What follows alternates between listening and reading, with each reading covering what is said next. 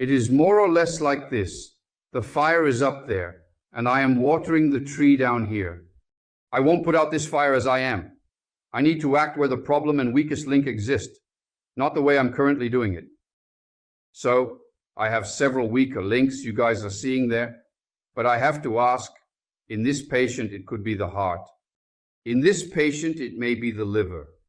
In this patient it may be the brain. You must determine the shock organ. I have a sentence that I say like this: you are as healthy as the sickest of your organs. You are as young as the oldest of your organs, because our organs do not have the same biological age. You can envision a person who consumes a bottle of cachaça or whiskey every day, and as a result, he develops hepatic cirrhosis. Cause of his death?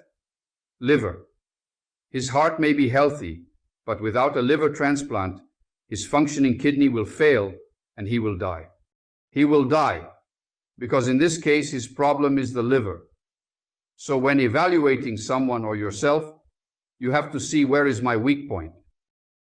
If I'm going to die, how will I die? Heart attack, liver, brain, cancer? But no cancer in my family. No one has expressed concern, so it's not a concern. If there is no cancer in your family, it means that you have a genome, a genetics that protects against cancer.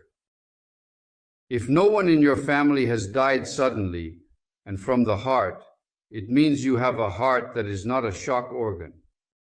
Understanding shock organ is crucial, especially in this work. Here it is.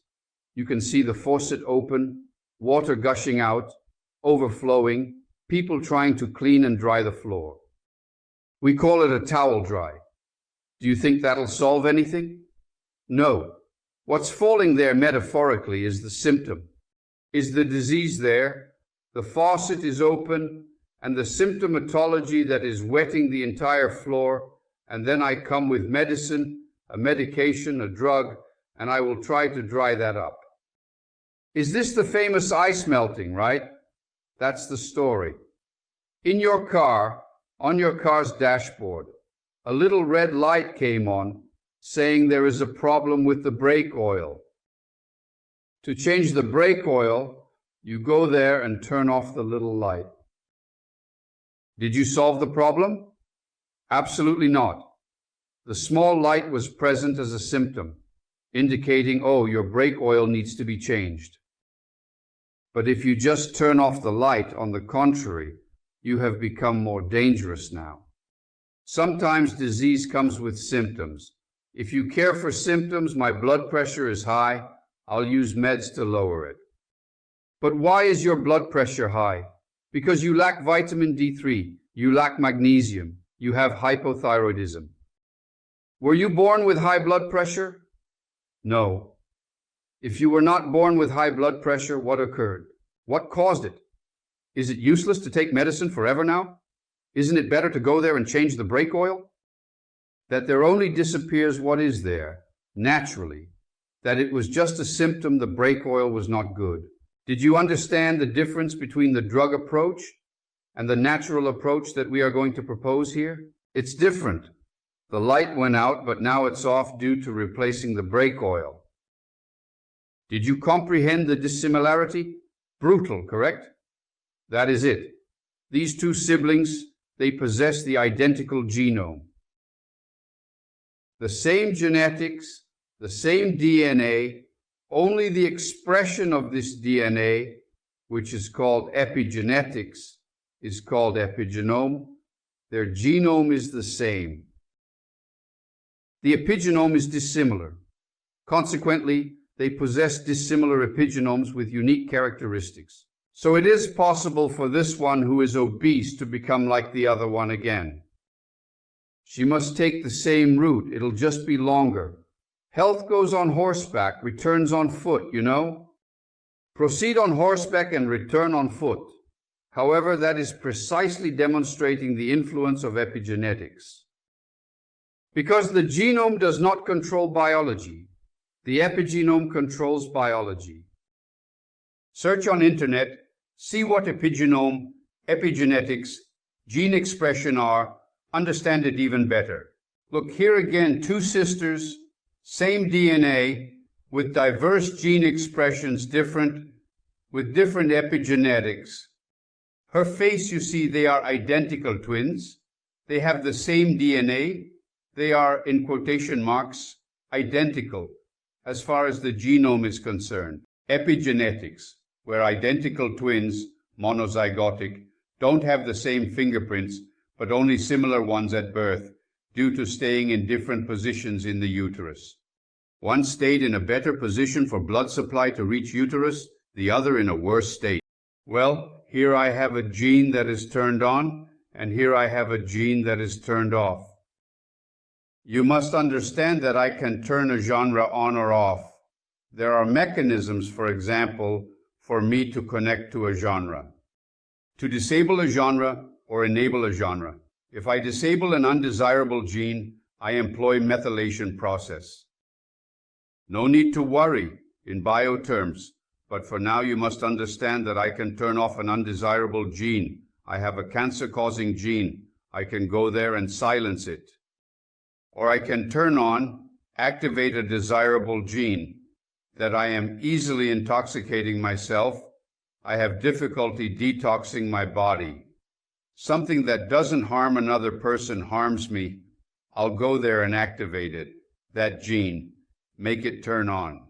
He will telephone. It's a gene that will assist with detoxification. We'll observe in future classes at this location. Right? Very well. The most classic example I have in order to explain genetics to you is this one. On the left is a caterpillar, in the middle is a cocoon, and on the right is a butterfly. The genome was not changed. It is the same individual, but the phenotypes are different. The DNA of the caterpillar, cocoon, butterfly is the same. All three have identical DNA. However, the expression of this DNA undergoes changes. These changes in expression alter the phenotype. See epigenetics power? She dominates bio. She'll make the caterpillar into a cocoon, the cocoon into a butterfly. Various gene expressions. Even DNA exhibits diverse gene expressions and shows variation in gene expression patterns. Much of what we consider genetic is actually epigenetic. It is familial. You and your siblings have the same environment, the same lifestyle, the same food that is cooked is served to the family. If you say it like that, I'm just like my dad, it's not necessarily genetic. If you live with your dad, you see his style, lifestyle, the way he lives, eats, you're eating the same, you'll become similar in some way. You will think that this is genetic, and it is not genetic. They have experiments showing that twins who are born at the same time, one is adopted, for example, by a family, and the other stays there. They meet 20 years later. There is a lot of difference, as you saw there, between those two sisters. Very well. The genome, the most important structure of the body, which is its DNA. What's the most vital molecule in your body? It's DNA as it expresses. It's the charge of the gun. You are seeing here a revolver with 3 bullets. You are seeing here a revolver with 6 bullets. If I have a revolver with 3 bullets, sometimes pulling the trigger doesn't fire a shot due to an empty chamber.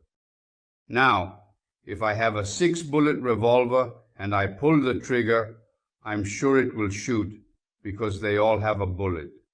So what did you get? Did you receive a revolver with 3 bullets or with 6 bullets? But I'll tell you one thing. Even if you inherited a revolver with 6 bullets, if you never pull the trigger, there won't be a shot. There won't be a disease. Understood? The lifestyle that will represent the epigenome is activating the underlying mechanism. So, the loaded or unloaded revolver I inherited, I can't do anything with it. No way I can do it. I'm going to change my genes. No way this doesn't exist. Eventually, one day it'll be possible to treat people, but for now it's just almost sci-fi. But whether you pull the trigger or not makes a difference. You can eat a food that triggers it. You can eat a safe food. I think you understand now, understand it well. If you didn't grasp, go back, rewatch, is that right? Epigenetics is a branch of genetics that studies gene activation and suppression through the environment, lifestyle, and diet. This trio, if I live in a place contaminated by fungus, if I have mold on my wall, at home where I sleep, I will have mycotoxin release. I will get sick. What I eat doesn't matter. My lifestyle is crucial. If I sleep only 4 hours a night, even in a pleasant, healthy environment, even with a healthy diet, this lifestyle doesn't work for me. If I work 24 hours a day, there's no way I can have good health. So environment, lifestyle, and food, this trio works together. Right? So, our diet is information for our DNA. When you are eating, you imagine that you are actually ingesting information that will have a beneficial or harmful effect, sometimes in a harmful way, on your genome.